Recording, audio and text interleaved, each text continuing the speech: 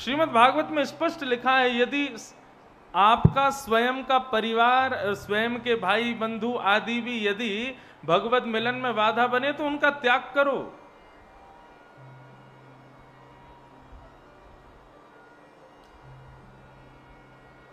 तजिए ताहि कोटि वैरिसम यद्यपि परम स्नेही। जो हरि विमुख करावे वो कोई भी क्यों ना हो, उसका तुरंत त्याग कर देना चाहिए। अब यहां पर एक प्रश्न उठता है, कई माताएं प्रश्न लेके आती हैं, बोले महाराज जी हम तो बहुत भक्ति करते हैं, हमारा पति नहीं करता। कई पति लोग भी आते हैं, बोले हम तो बहुत भजन करते हैं लेकिन पत्नी ऐसी मिल गई है, उसको कोई मतलब नहीं भगवान से। कई बच्चे भी आते हैं, बोले कि हम भजन करते हैं, भगवान का सेवा करते हैं, आपकी तरह ठाकुर जी की सेवा करने का प्रयास करते हैं, घर वाले पीछे पड़े रहते हैं, बोले क्या अभी से तुम भक्ति में लगे हुए और ये सब। ऐसी स्थिति में क्या किया जाए? तो बंधुओं देखो, हम लोग दो स्थिति में जीते हैं, एक तो शारीरिक और एक मानसिक। कई जगह हम लोग संबंध शरीर से तो मानते हैं लेकिन मन से नहीं मानते। लेकिन कई जगह भले ही हमारा उनसे व्यवहारिक संबंध ना बना हो लेकिन मानसिक संबंध होता है। थोड़ा समझिएगा इस बात को। जो भी भगवत मिलन में बाधा बनते हैं, भाई बंधु मित्र गण आदि, माता पिता पति पत्नी जो भी है, अब उसका त्याग तो कर नहीं सकते, तो क्या करें? शरीर से त्याग मत करो, शरीर से संग रहो, संग खाओ, संग में ही सब करो, लेकिन मन से परित्याग कर दो, मन से छोड़ो। जैसे भगवान शिव ने परित्याग किया सती का। सती ने जब परीक्षा ली रघुनाथ जी की, तो शंकर जी ने ऐसा नहीं कि सती को छोड़ दिया। सती जब लौट करके आई तो जो बगल में आसन सती का लगता था, वो सती का आसन सामने लगा दिया शंकर जी ने। क्यों? बोले है तो पत्नी, रहेगी तो साथ में, लेकिन अब मन से स्वीकार्य नहीं है। मन से त्याग करो। स्वजनों न शस्यात्, विभीषण ने त्याग किया अपने परिवार का। और पिता न शस्यात् जननी न शस्यात्, उस पिता का परित्याग करो जो भगवत मिलन में बाधा बने। प्रहलाद जी ने परित्याग किया अपने पिता हिरण्यकश्यप का। और जननी न शस्यात्, उन मां को भी त्यागो जो भगवत मिलन में बाधा बने। वैसे मां कभी बाधा बनेगी नहीं, लेकिन फिर भी भरत जी ने परित्याग किया कैकेयी का। दैवम न तस्यात् न पतिश्च सस्यात्, उन देवता का परित्याग कर दो जो भगवत मिलन में बाधा बने। हम ब्रजवासियों ने त्याग किया देवराज इंद्र का। क्यों? क्योंकि भगवत मिलन में बाधा बन रहा था। और पतिश्च सस्यात्, उस पति का परित्याग करो जो भगवत मिलन में बाधा बने। गोपियों ने परित्याग किया अपने अपने पतियों का ठाकुर जी से मिलने के लिए। सीधी बात यही है कि भगवत मिलन में जो बाधा बने उसको विष के समान मान करके, उसको राक्षस स्वरूप मान करके, देह से भले ही ना छोड़ पाओ लेकिन मन से उसका त्याग कर दो। हमारे सनातन धर्म में देह की उपस्थिति, देह की क्रिया से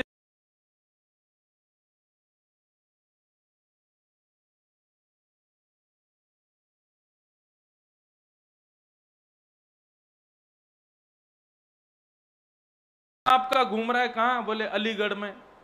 मन आपका घूम रहा है रग्गा सेठ हलवाई की चमचम में। मन आपका घूम रहा है इगलास में। मन आपका घूम रहा है दिल्ली के कनॉट प्लेस में। तो शरीर से भले ही आप कथा सुन रहे हो, आपकी अटेंडेंस लगेगी नहीं कथा में। क्यों? क्योंकि मन यहां उपस्थित नहीं है।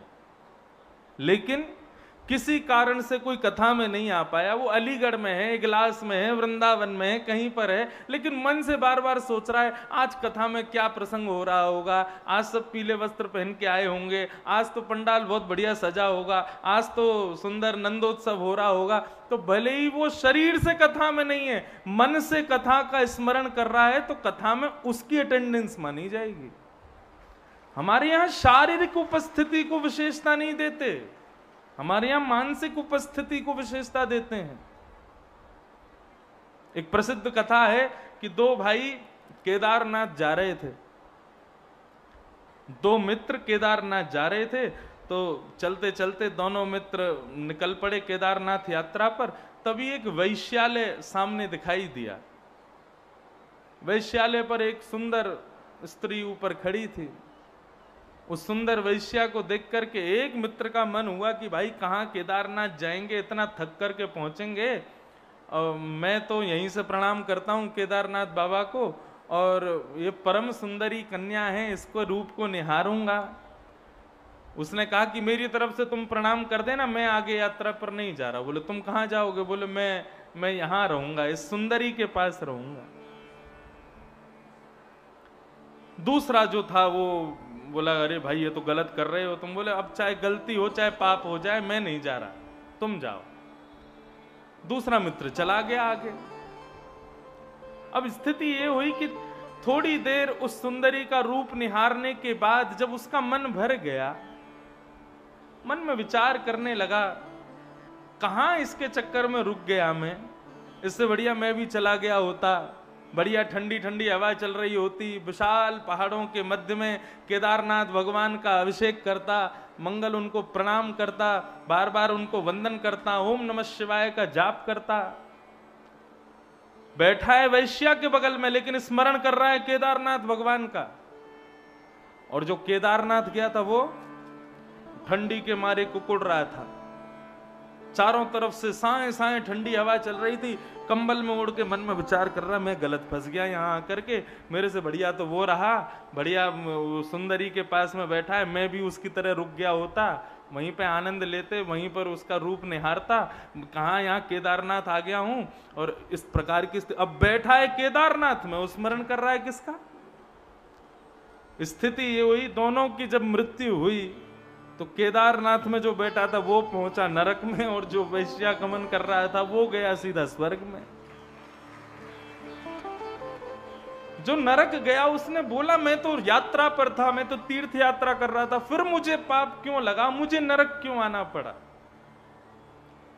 उसने कहा, तो यमदूतों ने कहा कि तुम भले ही शरीर से यात्रा कर रहे थे, लेकिन मन से यात्रा थोड़ी हो रही थी। मन से तो तुम्हारे चिंतन में कुछ और चल रहा था। वो भले ही शरीर से कहीं भी था, लेकिन मन से उसका चिंतन ठाकुर जी का चल रहा था। श्रीमद् वल्लभाचार्य जी महाराज अपनी पुष्टि की नीति को सिद्ध करते हुए कहते हैं कि ठाकुर जी की सेवा में जरूरी नहीं है कि आप खूब सुंदर श्रृंगार करो, 56 भोग लगाओ, आदि आदि करो। सामर्थ्यवान हो तो करो, यदि सामर्थ्य नहीं है ना तो नेत्र बंद करके ठाकुर जी के सन्मुख भाव रखो बस।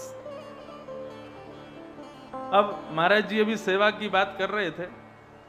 हमारे लाल जी जहां भी कथा होती है वहां जाते हैं साथ में। अब कई बार हवाई जहाज में जाते हैं और उनका राजभोग का समय कहां से पाएंगे भोजन। कई बार रात्रि में हवाई जहाज होता है तो रात्रि के शयन भोग का समय कहां से पाएंगे बेचारे। कई बार सुबह सुबह हवाई जहाज होता है तो बेचारे सुबह ही मंगला 3 बजे करके भागते हैं साथ में। ऐसी स्थिति में क्या करें? तो हमारा भाव बहुत बढ़िया। मैं ठाकुर जी जिसमें झांपी जी में ठाकुर जी विराजते हैं, ठाकुर जी के पास में 2-3 हजार रुपए रख देता हूं। लाल जी अब इतनी लंबी यात्रा पे जा रहे हैं, अभी कुछ दिन बाद विदेश भी जा रहे हैं हम और लाल जी, तो अब विदेश जाएंगे, इतने दिन क्या खाएंगे? 17-18 घंटे का हवाई जहाज क्या पाएंगे? ठाकुर जी के पास खूब सारे पैसे रख देता हूं, अब उनको जरूरत नहीं है, लेकिन एक भाव है। और कहते हैं लाल जी रास्ता में कोई गोपी मिले, कोई ग्वाला मिले, आपकी लीला में कोई पधारे, सो वासे ने कछु खरीद के अपनो पेट भर लियो, अब हम तो भोजन सीधो विदेश पहुंच के ही कराएंगे आपको। तो ये भाव है। और ठाकुर जी इसको स्वीकार करते हैं।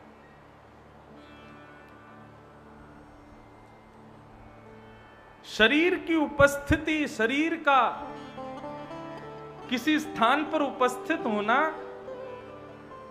उतना आवश्यक है, लेकिन उससे कहीं ज्यादा आवश्यक है आपकी मानसिक उपस्थिति होना, मन से उपस्थित होना। इसलिए सबका त्याग करो यदि भगवत मिलन में बाधा बने तो। कैसे त्याग करो? बोले मन से त्याग करो, क्योंकि शरीर का त्याग त्याग नहीं माना जाता। आपने किसी को शरीर से छोड़ दिया लेकिन 24 घंटे चिंतन उसी का चल रहा है, तो वो त्याग थोड़े ही है। त्याग क्या है? बोले सबके बीच में रह करके भी उस वस्तु के प्रति मन ना ललचाना, ये त्याग है। हम रसगुल्ला नहीं खाते, हम गुलाब जामुन नहीं खाते, हम तो जलेबी कचौड़ी नहीं खाते।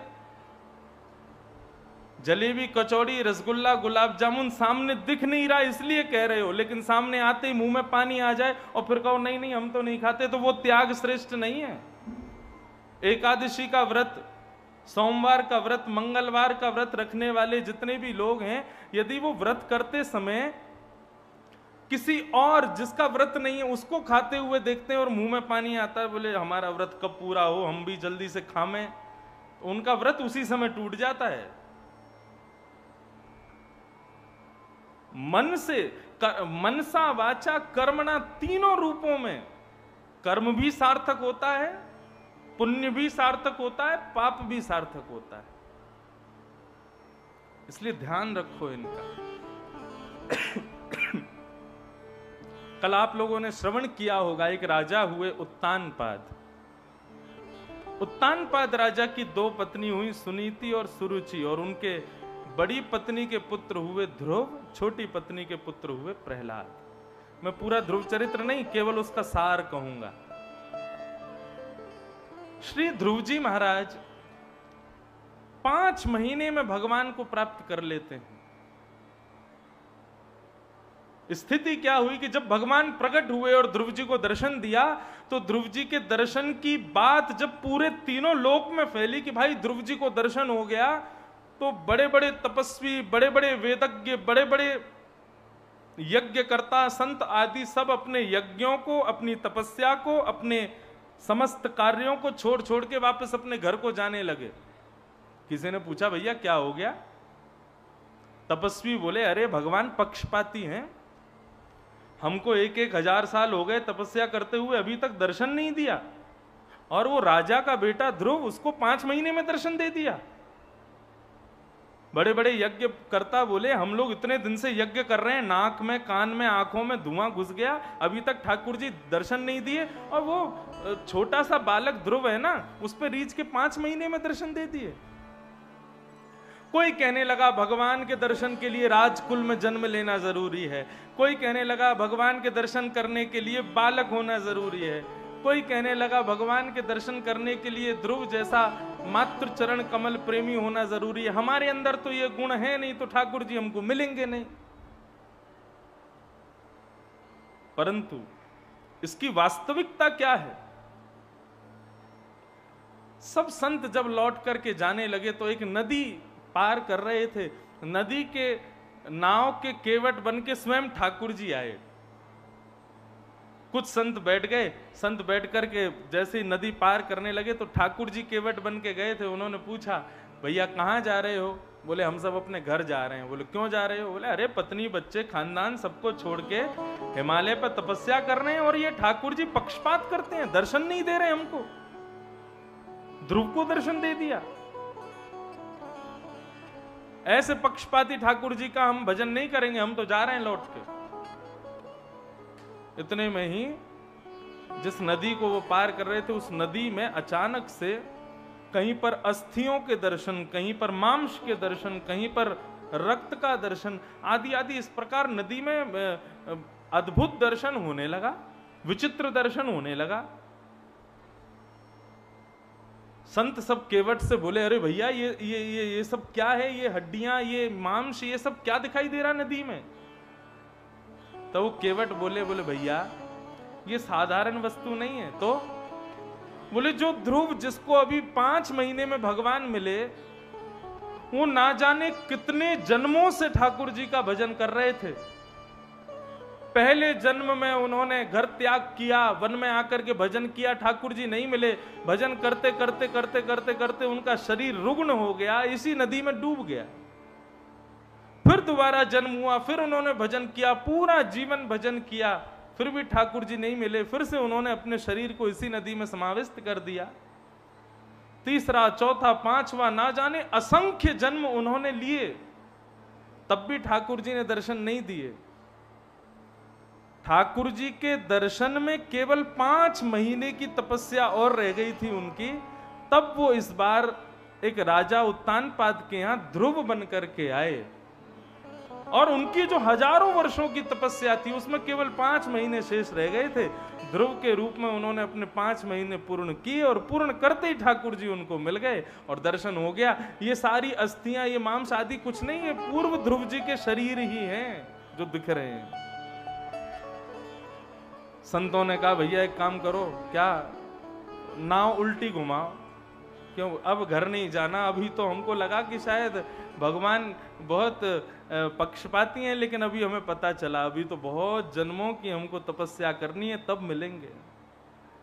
बंधुओं, ये बात सुनने में बड़ी साधारण लगी होगी आपको, लेकिन श्रीमद् भागवत के महात्म्य में श्री नारद जी महाराज कहते हैं, भाग्योदयेन बहुजन्म समर्जितेन सत्संगमं च लभते पुरुषो यदा वै अज्ञान हेतु कृतमोह मदान्धकार नाशं विधाय हितदो दयते विवेक। यहाँ आगे वाले भैया से लेकर के और पीछे वाली मैया तक जितने भी लोग इस प्रांगण में बैठे हो, आपको इस जन्म में खैर में इतनी आसानी से कथा ऐसे ही नहीं मिल गई है। ना जाने आपने पूर्व जन्मों में कितने कर्म किए होंगे, कितने पुण्य किए होंगे, कितनी तीर्थ यात्राएं की होंगी, कितने सब भजन किए होंगे, उन सब का फल इकट्ठा हो करके इतना हो गया कि उस फल के फलस्वरूप ठाकुर जी ने आपको कथा प्रदान की है। ये बात हमको ध्रुव चरित्र से पता चलती, नहीं तो बाहर मेन रोड है, कितने ट्रक निकल रहे हैं, कितनी बसें निकल रही हैं, कितनी गाड़ियां जा रही हैं, सब क्यों नहीं आ रहे हैं भीतर कथा सुनने? नहीं है रुचि ठाकुर जी की उनको सुनवाने में, उनका नहीं है इतना पुण्य कि वो सुने, उनका नहीं है इतना पुण्य कि वो यहां आके बैठ सके। ये तो आपको और मेरो ही, हम सबन को पुण्य है, ना जाने कितने जन्मों का जो ठाकुर जी हमको यहां कथा सुनवा रहे हैं। उन्हीं की कृपा प्रसाद से ये हमको प्राप्त हो रहा है। ध्रुव जी की भक्ति से हमको ये सीखने को मिलता है कि ठाकुर जी की भक्ति में नियम कितने, ये जरूरी नहीं होना चाहिए। ठाकुर जी की भक्ति में उत्साह कितना है, ये जरूरी होना चाहिए। कई लोग हैं वो नियम के चक्कर में दूसरों को भक्ति नहीं समझते। सबके घर में एक व्यक्ति तो ऐसा होगा जरूर, नियम पालन में उसकी बड़ी निष्ठा होती है। नियम, मेरा ये नियम ना टूटे, ये ठीक है, नियम होने चाहिए। लेकिन ठाकुर जी की भक्ति में श्री प्रहलाद जी महाराज कहते हैं, न दानम न तपोनिज्य न शौच्यम न व्रतानि च प्रीयते अमलया भक्त्या हरिरन्य विडम्बनम। प्रहलाद जी महाराज कहते हैं, ध्यान से लिख लेना इस बात को, बहुत दान करने से ठाकुर जी नहीं मिलते। न दानम न तपो, बहुत तपस्या करने से ठाकुर जी नहीं मिलते। यज्ञ, बहुत यज्ञ करने से ठाकुर जी नहीं मिलते। न दानम न तपो निज्य शौच्यम, दिन में 3 बार नहाने से, परम पवित्र रहने से भगवान नहीं मिलते। न व्रतानि च, 30 दिन के महीने में 16 दिन व्रत करने से भगवान नहीं मिलते। न दान से, न तप से, न यज्ञ से, न पवित्रता से, न व्रत से, इनसे ठाकुर जी नहीं मिलते। लेकिन ना तो आप दान करते हो, ना तो आप तप करते हो, ना ही आप व्रत करते हो, ना ही आप इतने ज्यादा पवित्र रह पाते हो। आपके भीतर बस एक ही भाव है, क्या? बोले प्रियते मलया भक्त्या। आपके हृदय में यदि ठाकुर जी के प्रति अमल निर्मल भक्ति है, स्वच्छ भक्ति है, तो दान भी मत करो, तप भी मत करो, व्रत भी मत करो, पवित्र रहो चाहे मत रहो, आपकी उस निर्मल भक्ति से ठाकुर जी आपको मिल जाएंगे। प्रहलाद जी महाराज कहते हैं भागवत में, आप कहोगे महाराज जी आपने तो सारे हमारे वैदिक सनातन धर्म की बातों पर पानी फेर दिया। शास्त्र कहते हैं नियम का पालन करना चाहिए, शास्त्र कहते हैं परम पवित्र रहना चाहिए, शास्त्र कहते हैं कम से कम एकादशी का व्रत तो करना ही चाहिए, शास्त्र कहते हैं कि नवरात्रि आदि जैसे पुण्य दिनों में अपने घर यज्ञ अनुष्ठान करवाने चाहिए, और आप कह रहे हो कि इन सब से कोई लाभ नहीं होता। ध्यान से सुनना। कल रात को 3 बजे आया मैं, खूब जोर की भूख लगी। ऐसा हुआ नहीं था, मैं बस बता रहा हूं, एक उदाहरण दे रहा हूं। खूब जोर की भूख लगी, मैं गया जाकर के अन्नू जी को उठाया, मैंने कि भोजन कराओ, भूख लगी है। बोले हाँ महाराज जी अभी कराते हैं।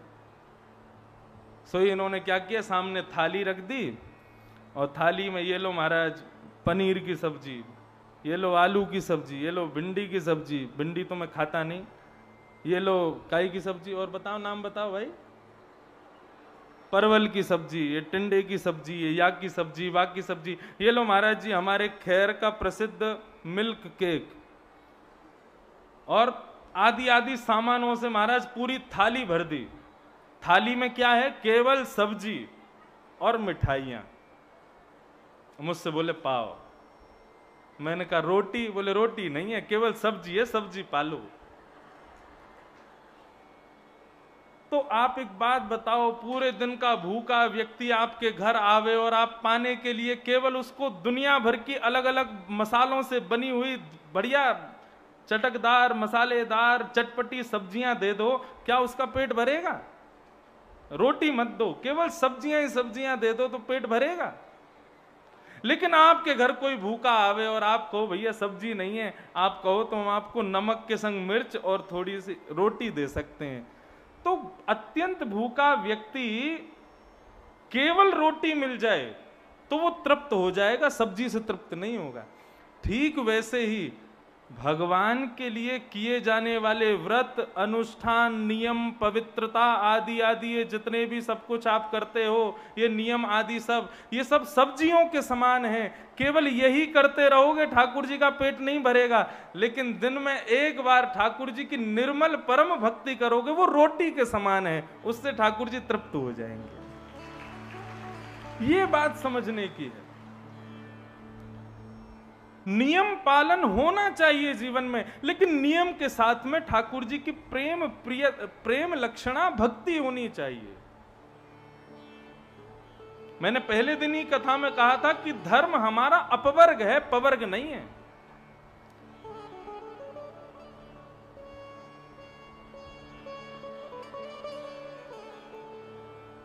भगवान श्री जगन्नाथ जी के एक परम भक्त हुए श्री माधवदास जी महाराज।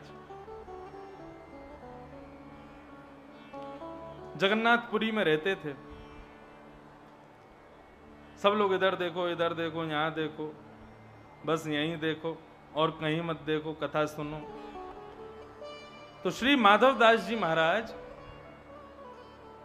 जगन्नाथ जी के इतने प्रिय भक्त थे, जब भी वो दर्शन करने आते थे तो जनता जगन्नाथ जी को छोड़ उनको देखती थी। क्यों? क्योंकि उनके आव भाव जैसे बनते थे जगन्नाथ जी वैसे ही हो जाते थे। वे आकर के यदि नित्य कीर्तन करने लग जाते, बढ़िया आनंद से नृत्य करने, तो सामने खड़े जगन्नाथ जी की प्रतिमा भी हिलने लगती उनको देख करके। इतने इतने प्रेमी भक्त थे ठाकुर जी के। स्थिति ये हो गई कि माधवदास जी का बहुत प्रचार हो गया जगन्नाथपुरी में।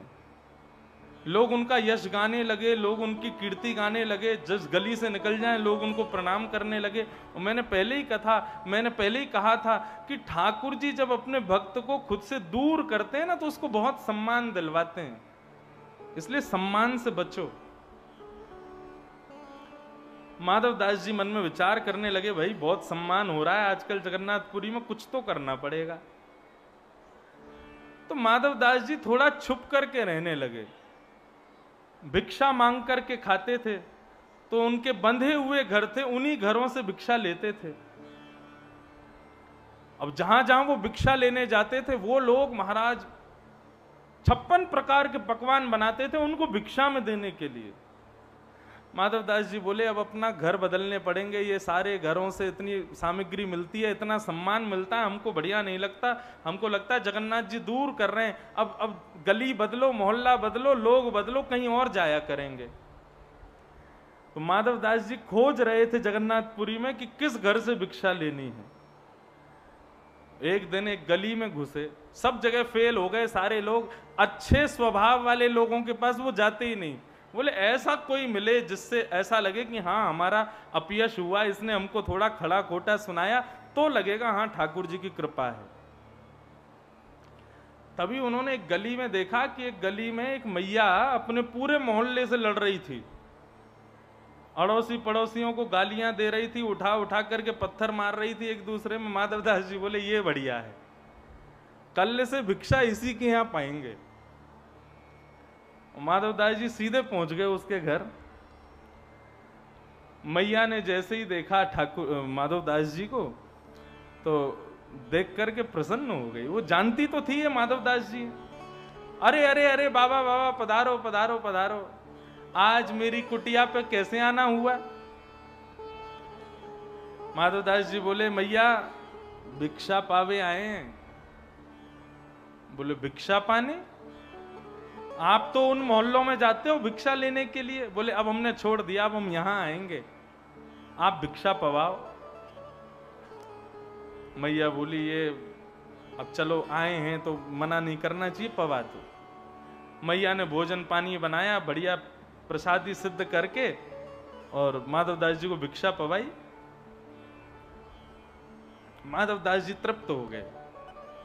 मैया बोली आज आ गए, रोज थोड़ी आएंगे। लेकिन माधव दास जी दूसरे दिन फिर पहुंच गए। मैया बोली ये बाबा तो रोज कोई आको लग गयो नियम, ये तो रोज आवेगो।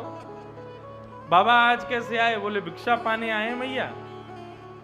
मैया का स्वभाव अच्छा था नहीं, उसने सोचा ये बाबा से कैसे पीछा छूटे।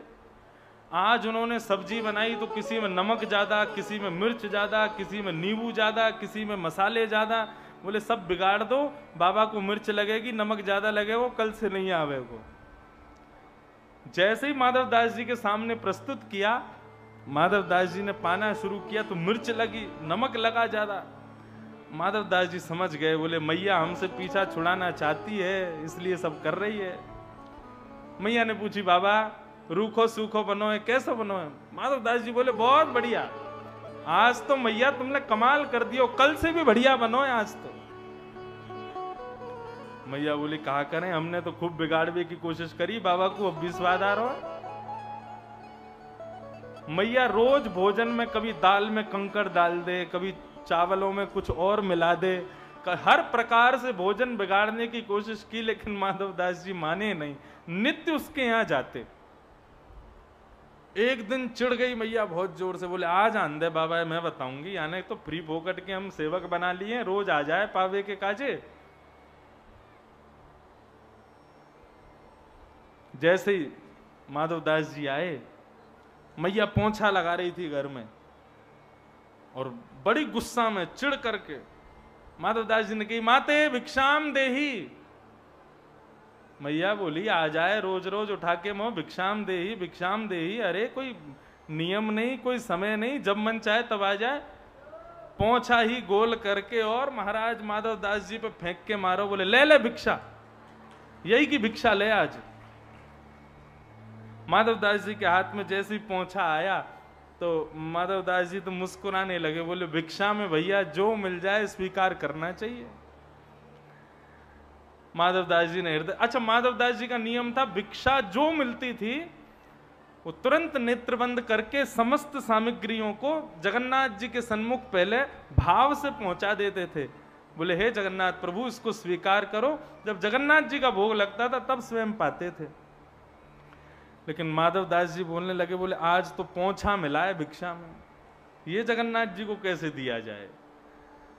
तो भक्त का स्वभाव देखो, इनसे पता चलता है कि भक्त कैसे होते हैं।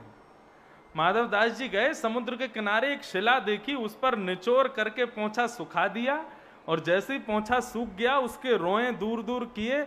उसके रोए जब बिल्कुल विदीर्ण हो गया पोंछा, उसके रोयों से बढ़िया दीपक बनाया, उसमें घी डाला और अग्नि प्रज्वलित करके जगन्नाथ भगवान की उसी से आरती कर दी और ठाकुर जी को निवेदित कर दिया। इसको कहते हैं निर्मल भक्ति। यहां पर नियम का विशेष ध्यान नहीं दिया उन्होंने। बंधु ऐसी निर्मल भक्ति हो, फिर उसके बाद में आपके जीवन में भले ही कोई नियम ना हो, भले ही कोई व्रत ना हो, भले ही कोई यज्ञ आदि ना हो, ठाकुर जी रीझ जाएंगे, ठाकुर जी मान जाएंगे, ठाकुर जी प्रसन्न हो जाएंगे। हाँ, इसीलिए भैया क्यों नहीं बुरा मानते, क्योंकि वो हमारे हैं। हरि का भजन करो, हरि है हमारा, हरि का भजन करो, हरि है हमारा, हरि का भजन करो, हरि है हमारा, हरि का भजन करो, हरि है हमारा। ऐसे भजन नहीं होता है।